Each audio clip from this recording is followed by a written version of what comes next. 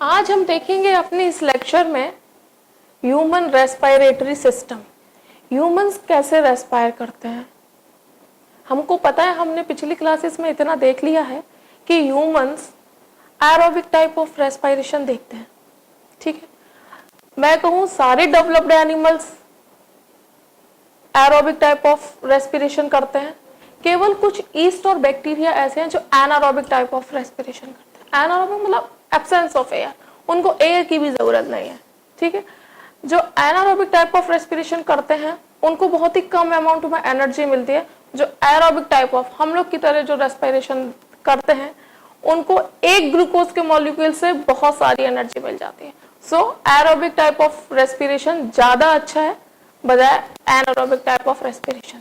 सो आज हम aerobic type of respiration में ह्यूमंस का रेस्पिरेटरी सिस्टम पढ़ेंगे। हम सभी को इतना पता है कि जो ह्यूमंस है वो नोज के थ्रू रेस्पायर करते हैं। ठीक है, अगर हमारा उस केस में माउथ भी खुला है तो हाँ, एयर माउथ के थ्रू भी पहुंच जाएगी। ठीक है, कोई दिक्कत नहीं।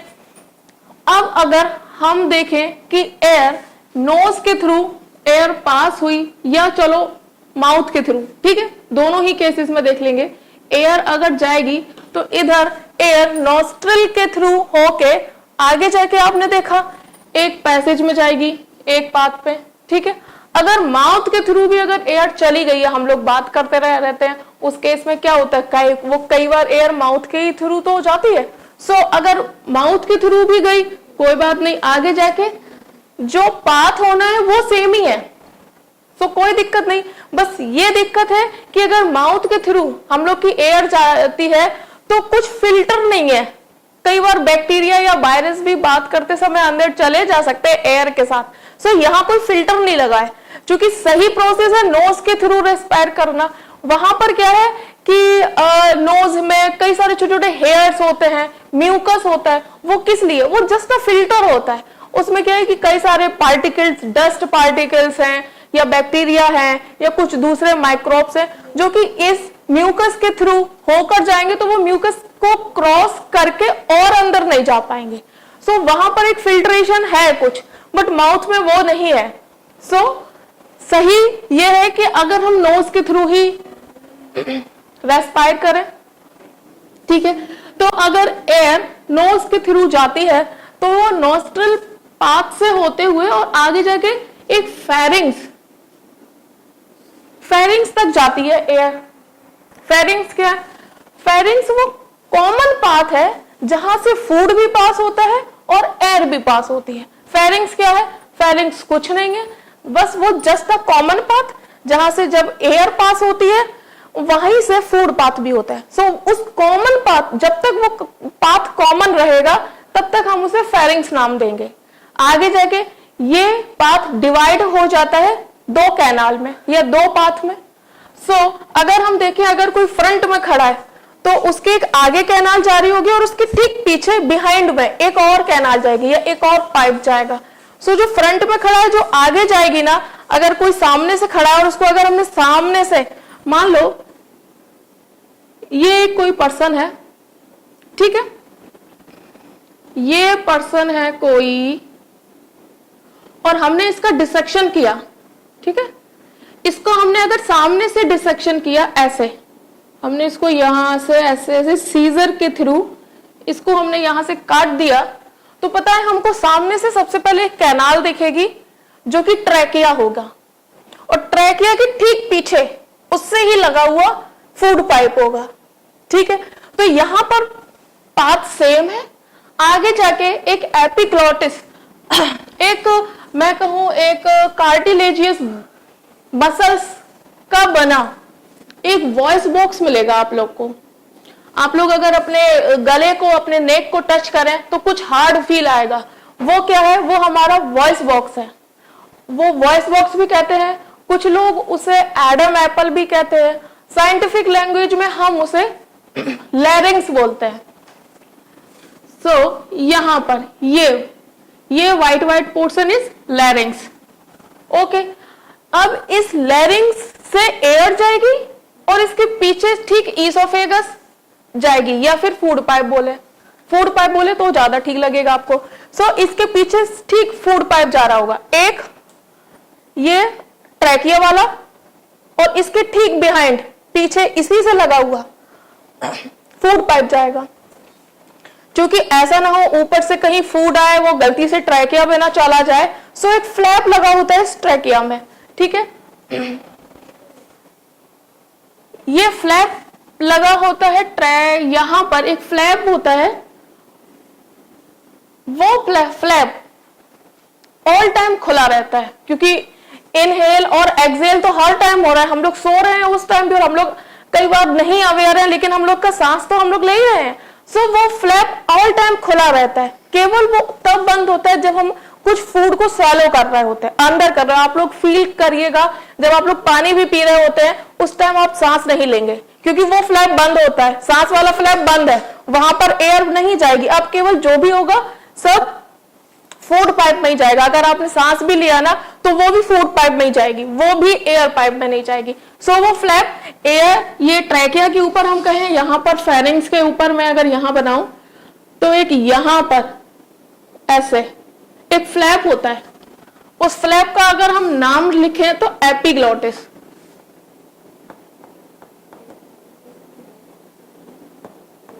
ठीक है, एपिग्लोटिस। ये एपिग्लोटिस ऑल टाइम खुला रहता है, केवल जब हम फूड को स्वैलो करते हैं उस टाइम बंद होता है। इसीलिए कई बार हम जब बात कर रहे होते हैं या कहीं और बिजी होते हैं तो हम लोग ध्यान नहीं देते हैं, तो उस केस में अगर गलती से भी खाना इस ट्रैकिया में चला जाता है तो खांसी आनी शुरू हो जाती है, कफ आना वो शुरू हो जाता है और तब तक आएगा कि जब तक वो फूड पार्टिकल बाहर नहीं आ जाता। तो अब हमारी एयर इस लैरिंग्स से होकर अब फूड उसमें एयर पाइप में जाएगी, ठीक, एयर पाइप में जाएगी। इसके आगे का पार्ट ये है, ठीक है, that is trachea. Okay, trachea से एयर और अंदर आएगी। आपको देखा ये लैरिंग्स के बाद एक कार्टिलेजियस मसल्स का एक बड़ा सा आपको स्ट्रक्चर दिख रहा होगा, क्राइकॉइड। ये स्टार्टिंग में ही होता है, ट्रैकिया के शुरू होने से पहले। ये क्राइकॉइड नाम का एक कार्टिलेजियस मसल्स होती है, उसका काम क्या है, या ये छोटे छोटे जो रिंग्स दिख रहे हैं पूरे में, ये भी कार्टिलेजियस मसल्स के बने होते हैं। कैसे, ये ट्रैकिया, सिंपल ट्रैकिया में ये आपको ये लाइनिंग दिख रही होंगी, ये कार्टिलेजियस मसल्स की रिंग है, ठीक है। और ये रिंग पूरे में नहीं है, क्योंकि मैंने बताया एक इसके पीछे ठीक फूड पाइप जा रहा है, तो ये पूरे में नहीं है, सी शेप है, सी शेप, केवल आगे ही आगे। और इनका मेन फंक्शन क्या है कि कई बार सांस लेने में या एक्सहेल करने में या इनहेल करने में कहीं एयर प्रेशर के कारण, कहीं एयर प्रेशर में बहुत ज्यादा डिफरेंस ना आ जाए, ठीक है, उसके कारण कहीं ये मसल्स आपस में स्क्वीज ना हो जाए।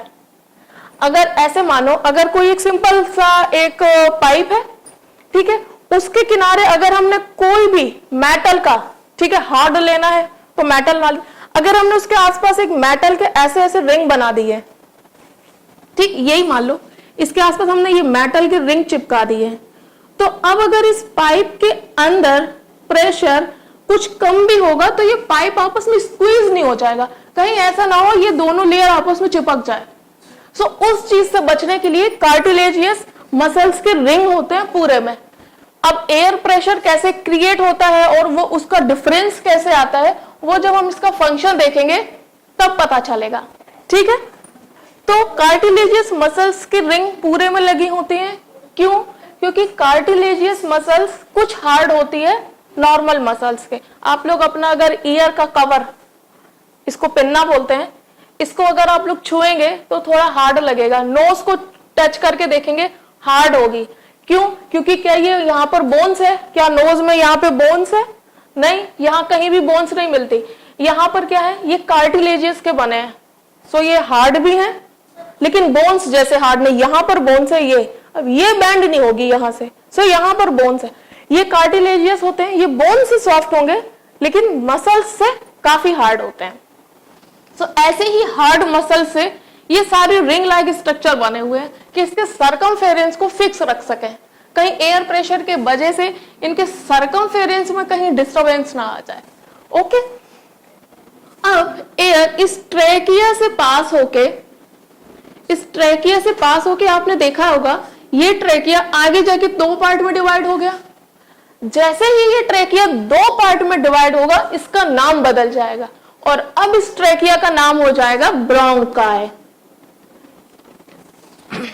जब तक ये सेम एक ही रहेगा यहां तक हम इसको ट्रेकिया बोलेंगे। जैसे ही ये ट्रेकिया 2 पार्ट में डिवाइड हुआ इसको हमने ब्रोंकाई बोल दिया। ओके, फंक्शन में कोई डिफरेंस नहीं है, इनके जो जिस चीजों से ये बना है वहां पर कोई डिफरेंस नहीं है।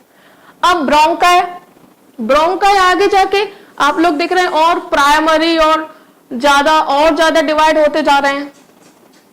आप लोगों ने देखा होगा इस डायग्राम में आपको ये वाला लंग्स, लेफ्ट वाला लंग्स राइट वाले लंग्स से कुछ छोटा लग रहा होगा। एक्चुअली ह्यूमंस में होता भी ऐसा ही है। ह्यूमंस में लेफ्ट लंग है वो कुछ स्मॉल होता है बजाय राइट लंग्स के। क्यों? क्योंकि यहां पर कहीं हार्ट होता होगा, तो हम लोग को इतना पता है कि हार्ट भी थोड़ा सा लेफ्ट में ही होता है, सेंटर से थोड़ा ही लेफ्ट होता है। सो वो थोड़ा भी लेफ्ट होगा, इस वजह से ये लंग्स का साइज कुछ कम हो जाता है। सो लेफ्ट लंग कुछ छोटा होता भी है। अब आपने इसमें देखा ये ब्रोंकाई है, ये ब्रोंकाई आगे जाके जब ये लंग्स में चले जाएंगे, ये लंग्स है और आगे जाके ये फिर से डिवाइड हो रहा है, ठीक, और फिर ये आगे जाके फिर से डिवाइड हो रहा है, ये, ठीक है। ये डिवीजन इन लंग्स के अंदर 20 से 25 बार होता है। सो हम सोच सकते हैं हमारे लंग्स का साइज क्या होगा और उसमें ये ब्रोंकाई कितने बार डिवाइड हुए होंगे। सो कितना ब्रांच्ड स्ट्रक्चर इस लंग्स के अंदर हुआ होगा, ठीक है। सो जब ये प्राइमरी, सेकेंडरी और टर्शरी और भी ज्यादा बार जब ये डिवाइड हो जाते हैं सो तब इनका नाम ब्रोंकाई नहीं रहता है। जब ये बहुत ही फाइन ब्रांच बना लेती हैं तब इनका नाम ब्रोंक्यूल्स पड़ जाता है। मैं इसको यहां बना देती हूँ, एक बार और डिवाइड कर देते हैं इसको, ओके। और ऐसे जब ये और ज्यादा आगे जाके डिवाइड होगा तब इसका नाम ब्रोंक्यूल्स।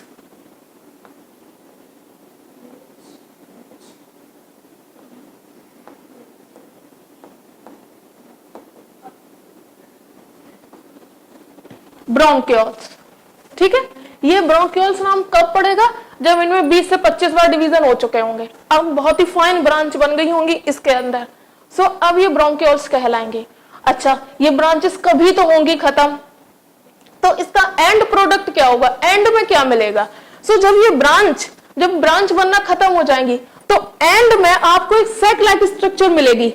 दैट मैं अगर यहां बनाऊं तो एक सैक लाइक स्ट्रक्चर, ये ब्रांच खत्म हो गई मान लो, और यहां पर ये आपको सैक लाइक स्ट्रक्चर मिलेगी इस तरह से, ये सैक लाइक स्ट्रक्चर, ओके। इसको हम एयर सैक बोलते हैं क्योंकि एयर का एक्सचेंज अब यहीं से होगा, तो इनका नाम हो गया एयर सैक। एयर सैक मतलब कि ऑक्सीजन आए यहां से, ये फेरिंग्स, फिर लैरिंग्स, फिर ट्रैकिया, फिर ब्रोंकाई, फिर ब्रोंक्यूल्स और फाइनली आके ये छोटा सा एयर सैक में आ गई एयर। इस एयर सैक में एक्चुअली इस एयर सैक में क्या होगा, जैसे ये ब्रांच हुई है ना, वैसे ही हमारी जो वेन्स होती हैं, ठीक है, ब्लड की जो कैपिलरीज होती हैं, जो वेन्स होती हैं या आर्टरीज होती हैं, वो भी बहुत ज्यादा ब्रांच्ड हो जाती हैं। और फाइनली जो ब्रांच होने के बाद जो फाइन थिन मेम्ब्रेन जैसा ये जो कैपिलरीज बनती है उनको हम ब्लड कैपिलरीज बोलते हैं। तो इस एयर सैक में ब्लड कैपिलरीज की सप्लाई बहुत होती है। इसमें फाइनली एयर यहां पहुंच गई, ऑक्सीजन बना दिया हमने, यहां पे ऑक्सीजन पहुंच गई। यहां पर क्या होगा, ब्लड की सप्लाई बहुत होगी। एज इट इज ब्लड नहीं दौड़ रहा होगा बट ब्लड की कैपिलरीज बहुत सारी कैपिलरीज होंगी यहाँ पे, बहुत सारी कैपिलरीज इसके आसपास राउंड होंगी। अब आप एक बात सोचो, ये एयर सैक तक पहुंचते पहुंचते एयर सैक की बाउंड्री वॉल कितनी थिन हो गई होगी, इतना सारा ब्रांच हुआ है। सो एयर सैक की बाउंड्री वॉल, ये बाउंड्री वॉल कितनी थिन हो गई होगी, बहुत थिन। और जब ब्लड जिन कैपिलरीज में दौड़ रहा है, ठीक है, वो कैपिलरीज जो मेम्ब्रेन से बनी होगी, वो मेम्ब्रेन भी बहुत थिन होगी, ठीक है। तो मान लो ये एक ब्लड की कैपिलरीज है, ठीक है, इसमें जो ब्लड दौड़ रहा होगा इसकी मेम्ब्रेन भी बहुत थिन है, ओके। अब हम मान के चलते हैं ये ब्लड की कैपिलरीज इधर से आई और इस सैक से होके चली गई, ओके। मैं इस एयर सैक का स्ट्रक्चर और सिंपल बनाऊंगी, इससे कि आपको समझ में आए कि एक्सचेंज एयर का हुआ कैसे, मतलब कैसे कार्बन डाइऑक्साइड और ऑक्सीजन, ये हो गया एयर सैक, सिंपल, ठीक। ये एक कैपिलरीज बनाई है, ब्लड की सप्लाई है इसमें, ओके। ये देखो, ओके।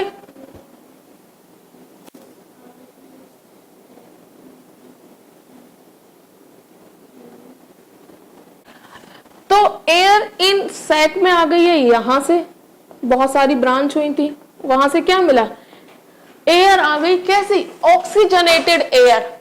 ऑक्सीजनेटेड एयर का मतलब एक ऐसी एयर जिसमें ऑक्सीजन का कॉन्सेंट्रेशन अच्छा है, ठीक है, और कार्बन डाइऑक्साइड का कॉन्सेंट्रेशन लो है। ऑक्सीजनेटेड एयर मतलब ऑक्सीजन का कॉन्सेंट्रेशन एयर में अच्छा है। सो हमने जो एयर ली है उसमें कॉन्सेंट्रेशन ऑक्सीजन का अच्छा है, और ऐसी एयर अब इस एयर सैक में भर चुकी है, ओके।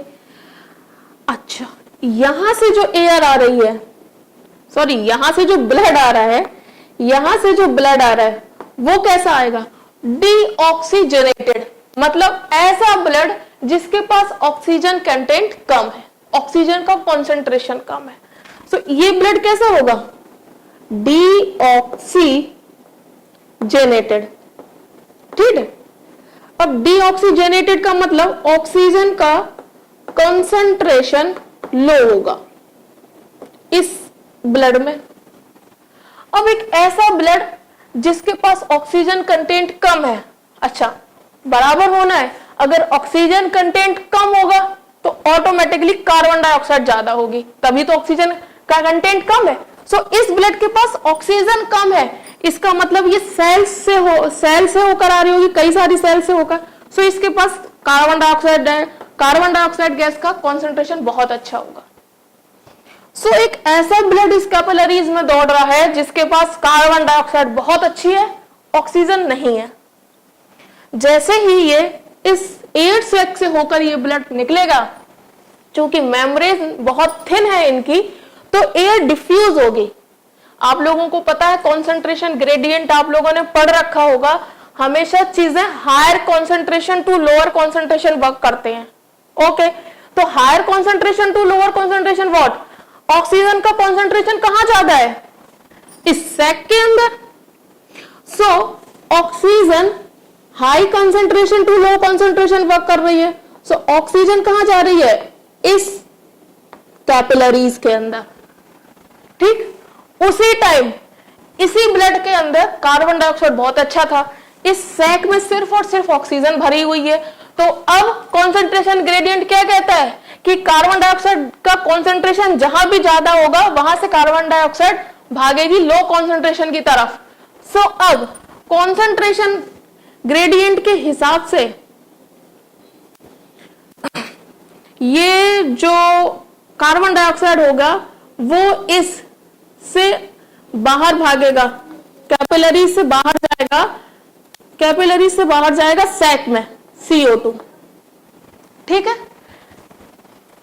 ये एक नहीं होंगे, समझ लो जब इसका हर एक का 20 से 25 बार डिवीजन हुआ होगा तो कितने सैक इसके अंदर होंगे और कितने सैक इसके अंदर होंगे, मतलब बिलियन सैक होंगे। तो ये चीज बड़ी स्पीड से होती है और आपको पता है डिफ्यूजन की प्रोसेस बहुत फास्ट होती है, ठीक है। और ये डिफ्यूजन की प्रोसेस से क्या होगा, ये डीऑक्सीजनेटेड ब्लड आया था, जब इस सैक के से ऊपर से होके निकला, अब वो ब्लड ऑक्सीजनेटेड बन गया है। मतलब यहां पर जो ब्लड था उस ब्लड में ऑक्सीजन कम थी, इस सैक के ऊपर से निकला तो उसने सारी ऑक्सीजन इसकी ले ली और अपना सारा कार्बन डाइऑक्साइड इस सैक के अंदर भर दिया और आगे निकल गया। आगे जाके ये जाएगा हार्ट पे, जब अब हार्ट देखेंगे तब वहां देखेंगे कि ये हार्ट से कैसे सारे ऑर्गन में पहुंचता है। ओके, यहां से ऐसा ब्लड एंटर किया था, इस कैपिलरीज में जो ब्लड दौड़ रहा था उसके पास ऑक्सीजन कंटेंट बहुत कम था, वो बहुत सारी जगह से कार्बन डाइऑक्साइड लेकर आया था। अब जैसे ही इस हाई ऑक्सीजन, इसमें ऑक्सीजन कंटेंट सैक के अंदर बहुत था, इस बबल्स के अंदर बहुत सारा था, सो इसके ऊपर से जैसे ही ये कैपिलरीज निकलेंगी फौरन डिफ्यूजन की प्रोसेस होगी और उस डिफ्यूजन की प्रोसेस से सारा ऑक्सीजन इस ब्लड में आ जाएगा और सारा कार्बन डाइऑक्साइड सैक में चला जाएगा। और फिर अब ये आगे जाके जो ब्लड निकला वो ऑक्सीजनेटेड ब्लड है, जिसकी जरूरत हमारी हर सेल को है, ठीक है। अब तो यहां अब ये देखना पड़ेगा कि जो यहां पे क्या हो गया, कार्बन डाइऑक्साइड बहुत सारी हो गई क्योंकि पूरा ब्लड ने कार्बन डाइऑक्साइड तो सैक में भर दी। अब इसमें कैसे एयर है, अब इसमें ऐसी एयर है जिसके पास ऑक्सीजन कंटेंट तो कम है, केवल और केवल कार्बन डाइऑक्साइड बहुत सारा है। जब हम एक्सहेल करते हैं, अब इसमें CO2 हो गया बहुत सारा। अब जब एक्सहेल की प्रोसेस होगी तो ये CO2 फिर से इन्हीं सारी ब्रांचेस से होके और ट्रैकिया से होके, लैरिंग्स, फेरिंग्स से होके नोज के थ्रू बाहर आ जाएगा। अच्छा, एक बात और, हमको कभी ये फील नहीं होता कि हम रेस्पिरेशन कर रहे हैं, मतलब ऐसा कुछ ऐसा बहुत काम नहीं कर रहे होते हम। कई बार हम कोई कॉन्शियस नहीं होते हैं, हम सो रहे होते हैं, हम गुस्सा कर रहे होते हैं, लेकिन हम सांस ले रहे होते हैं क्योंकि हमें उसके लिए कुछ करना नहीं है, वो ऑटोमेटिक हो रहा है प्रेशर की वजह से, या हम कहें कि प्रेशर डिफरेंस की वजह से वो ऑटोमेटिक हो रहा है, हमारा उसमें कोई एनर्जी नहीं लग रही है, ठीक है। कैसे, वो अभी हम देखते हैं।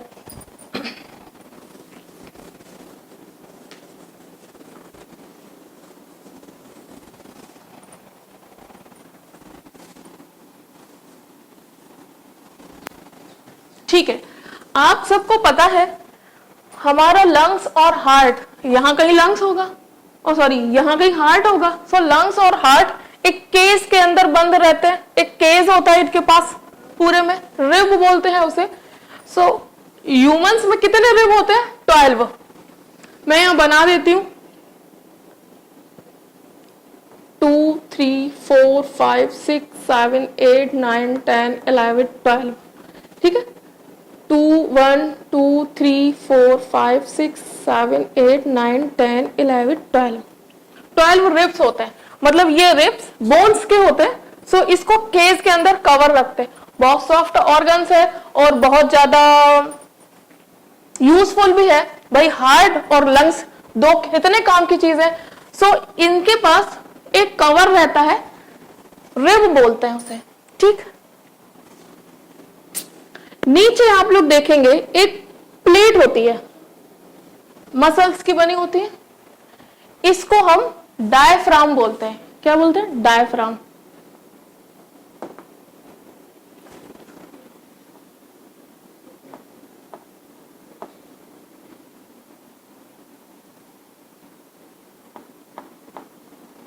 डायफ्राम,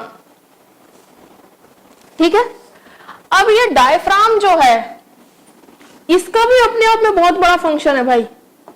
ये डायफ्राम जो है ये लंग्स और हार्ट को, यहां नीचे सब डाइजेस्टिव ऑर्गन होंगे, मतलब इसके नीचे क्या हमारा स्टमक होगा, पैनक्रिया होगी, लिवर विवर और स्मॉल लार्ज इंटेस्टाइन, सब इस डायफ्राम के नीचे होगा, ठीक है, ऊपर कुछ नहीं।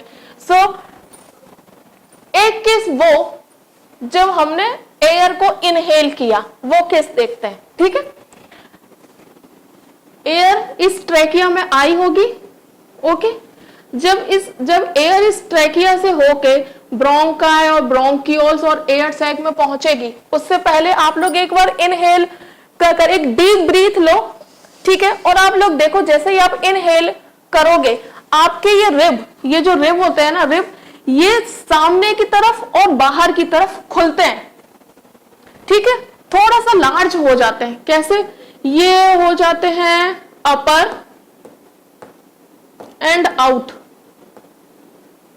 थोड़ा सा बाहर आएगा, आपका सीना भी थोड़ा सा बाहर आएगा और थोड़ा सा बाहर भी और थोड़ा सा साइड में भी खुलेगा। सो ये रिब्स थोड़ा बाहर आए और थोड़ा साइड में खुल गए। ठीक उसी टाइम आप लोग देखोगे जब आप इनहेल कर रहे होगे आपका स्टमक भी बाहर आएगा, ठीक है। क्यों स्टमक बाहर क्यों आया? जब आपने इनहेल किया तो ये डायफ्राम नीचे जाएगा, ये डायफ्राम वाली प्लेट नीचे जाएगी और जैसे ही ये डायफ्राम वाली प्लेट नीचे जाएगी तो नीचे क्या मिलेगा? वही स्टमक, लिवर, पैनक्रिया, ठीक है। तो जब प्लेट नीचे तो वो ऑर्गन थोड़ा बाहर आएगा, जब वो ऑर्गन्स बाहर आएंगे तो हमें लगेगा कि हमारा स्टमक थोड़ा सा बाहर आया है, ठीक है। एक बार फिर जब हम इनहेल कर रहे होंगे तो ये रिब्स थोड़ा सा बाहर आएंगे और थोड़ा सा आउट्स में भी खुलेंगे, ठीक है। और ये प्लेट भी नीचे जाएगी। इस चक्कर में जो नीचे के जो डाइजेस्टिव ऑर्गन्स होंगे वो थोड़ा बाहर की तरफ आएंगे और हमें लगेगा कि हमारा स्टमक बाहर आ गया हो। इन सब से क्या होगा? ये जो लंग्स है इनका साइज कुछ बड़ा हो जाएगा, ये एनलार्ज हो जाएंगे और जब ये एनलार्ज हो गए तो इनके जो एयर सैक है इनमें बहुत सारा ऑक्सीजन भर गया। ओके, ऑक्सीजन भर गया, फिर कैपिलरीज आई और वो ऑक्सीजन का गैसियस एक्सचेंज हो गया, ठीक है। अब उस गैसियस एक्सचेंज के बाद आप लोग एक बात देखिए, मान लीजिए इस लंग्स के अंदर पहले कार्बन डाइऑक्साइड के 3 मॉलिक्यूल थे। कोई भी गैस मान लेते हैं, कार्बन डाइऑक्साइड के कितने मॉलिक्यूल्स थे? 3। अब जब इन लंग्स का साइज कुछ बड़ा हो गया, ये एनलार्ज हो गए, तो वो 3 मॉलिक्यूल्स उस बड़ी जगह में हैं। ओके, अब देखो ये इसने ऑक्सीजन लिया था, चलो तो ऑक्सीजन, ठीक है, कोई भी गैस ले लेते हैं, तो वो अब गैस उस बड़े लंग्स में है। अब हम देखेंगे कि उतनी ही गैस जब उस बड़े लंग्स में है तो अब एयर प्रेशर देखते हैं। मान हमें पता है कि बाहर एटमॉस्फेयर में एयर प्रेशर 760 mmHg होता है, ठीक। इस केस में चूंकि लंग्स थोड़े एनलार्ज हुए हैं तो यहां पर प्रेशर कुछ कम हो जाएगा, कुछ कम लिख देते हैं, जैसे 58 mmHg हो गया, ठीक। जब प्रेशर का डिफरेंस यहां पर आया तो हमेशा चीजें जहां पे high pressure to low pressure work होते हैं वही कॉन्सेंट्रेशन ग्रेडियंट, कुछ नया नहीं। सो जब चीजें higher pressure to lower pressure work होंगी तो ऑटोमेटिक हमसे इनहेल हो जाता है। ये प्रेशर को कांस्टेंट रखने के लिए, ये हम कहें प्रेशर को इक्वल बनाने के लिए, ऑटोमेटिक हमसे इनहेल हो जाएगा। अब एक केस वो जब ये एयर सैक में बहुत सारी कार्बन डाइऑक्साइड भर गई है, ठीक है। जब बहुत सारी कार्बन डाइऑक्साइड इस सैक में भर गई है उस केस में क्या होगा? ये रिब अंदर जाएंगे, ठीक है, अंदर जाएंगे थोड़ा सा, ये प्लेट ऊपर की तरफ जाएगी। अब देखें जब ये प्लेट ऊपर गई, रिब्स फिर से अंदर गए, तो अब क्या हुआ? यहां पर लंग्स के अंदर एरिया कुछ कम हो गया और इसके अंदर क्या आ गई है? बहुत सारी कार्बन डाइऑक्साइड, ठीक है।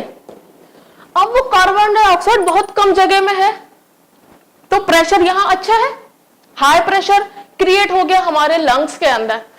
मान लीजिए उस केस में लंग्स के अंदर प्रेशर क्रिएट हो गया है 762, ठीक, mmHg। ये आप लोग फिजिक्स में पढ़ेंगे व्हाट इज mmHg। अभी के लिए केवल एक नंबर समझ लो, ठीक है। ओके, हाई प्रेशर हुआ ना? हाँ, ठीक है। तो हाई प्रेशर कहां? लंग्स के अंदर। किसके ज्यादा हाई प्रेशर? सराउंडिंग के, एटमॉस्फेयर से ज्यादा प्रेशर लंग्स के अंदर हो गया।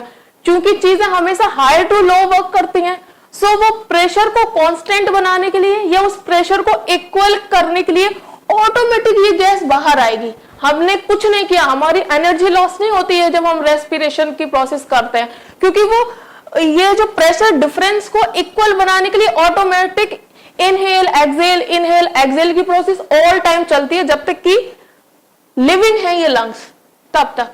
सो हमने देखा कि कैसे एयर इस पूरे फेरिंग्स से लैरिंग्स, फिर trachea, bronchi, bronchioles, air sac और फिर कैपिलरीज में डिफ्यूजन के थ्रू आ जाती है। उसी डिफ्यूजन से वापस से कार्बन डाइऑक्साइड, फिर से bronchi, bronchioles, bronchi, trachea, लैरिंग्स, pharynx और फिर नोज, नोस्ट्रल पासेज के थ्रू बाहर निकाल दिए जाते हैं। यह है हमारा ह्यूमंस का रेस्पिरेटरी सिस्टम। सो आज की क्लास में इतना ही। Okay, thank you.